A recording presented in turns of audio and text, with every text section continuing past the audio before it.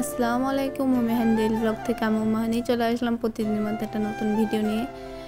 আমার ভিডিওটা যে যেখান থেকে দেখছেন আশা করি সবাই ভালো আছেন, সুস্থ আছেন। আলহামদুলিল্লাহ আমি আমার পরিবার নিয়ে অনেকটা ভালো আছি। আজকে বিকেলের নাস্তায় ছিল পাস্তা। আজকে সবজি পাস্তা করব, তো এই জন্য আমি কিছু ফুলকপি, সিম, আলু সব একসাথে করে নিলাম, ভালো করে কুচি কুচি করে কেটে তারপরে ধুয়ে নিচ্ছি। আমি এভাবে পাস্তা কখনো রান্না করিনি, সবজি পাস্তা। তো আজকে মনে করলাম যে ঘরে যেহেতু সবজি আছে তো একটু পাস্তাটা রান্না করি। এতে করে পাস্তাটা খেতে কিন্তু অনেকটাই মজা হয়েছিল, যেহেতু শীতকাল সব ধরনের সবজি পাওয়া যায়। তো এই জন্য পাস্তাটা আমি আজকে সবজি পাস্তাই করব। অনেক রকমভাবে পাস্তা রান্না করা যায়, যে যেভাবে রান্না করে। আমি তো এভাবেই রান্না করি আর আমার কাছে এভাবে অনেকটা ভালো লাগে। তো প্রতিদিনের মতো সেই পুরোনো কথাটা বলে নিচ্ছি। আমার ভিডিওর কোনো জায়গায় বা কোনো অংশে যদি একটু ভালো লাগে প্লিজ আমার ভিডিওটা একটা লাইক দিয়ে শুরু করবেন। আর যারা এই ধরনের ভিডিও পছন্দ করেন তারা চাইলে আমার চ্যানেলটাকে সাবস্ক্রাইব করে পাশে থাকতে পারেন। এই তো আমি পাস্তা আর সবজি একসাথে সেদ্ধ করে নিয়েছি। এখন পাস্তাটা রান্নার পালা। আমি একদমই সিম্পলভাবে রান্না করি, আমার এভাবে আমি সবসময় খাই, তো এভাবেই রান্না করি। আজকে ভিডিওটা একটু শর্ট হয়েছে, কারণ যেহেতু গ্রাম থেকে এসেছি, অনেকটাই ঘরের বাড়ি একটু বেশি নোংরা, তো এইসব কাজ করতে কিন্তু অনেকটাই টাইম লাগে। তো এই জন্য ভিডিও করা যেটুকু সময় পাচ্ছি ওইটুকু সময়ের মধ্যেই ভিডিও শেয়ার করছি আপনাদের সাথে।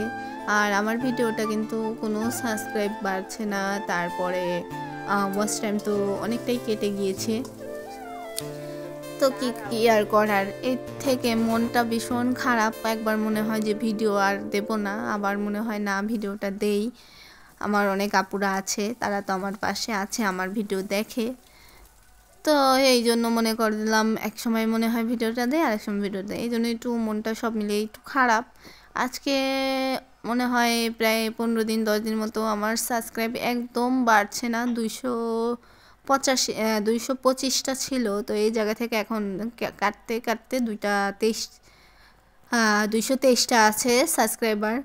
তো এই যে সাবস্ক্রাইব দিচ্ছে, তুলে নিচ্ছে, কারো ভিডিও দেখছেন, তারা আমার ভিডিও দেখছে, না হলে দেখছে না। এই জন্য আমি একদমই, আমার মনটা ভীষণ খারাপ।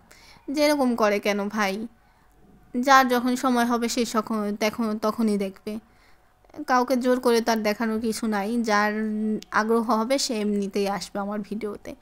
তো এই জন্য কিন্তু আমি অনেক আপুদের ভিডিও দেখাটা কম করে দিয়েছি। তারা যদি আমার ভিডিও না দেখে তো কোনো সমস্যা নেই, কারণ আগে আমার বাচ্চা সামলাতে হবে, আমার সংসার সামলাতে হবে, তারপরে আমার ভিডিও করতে হবে।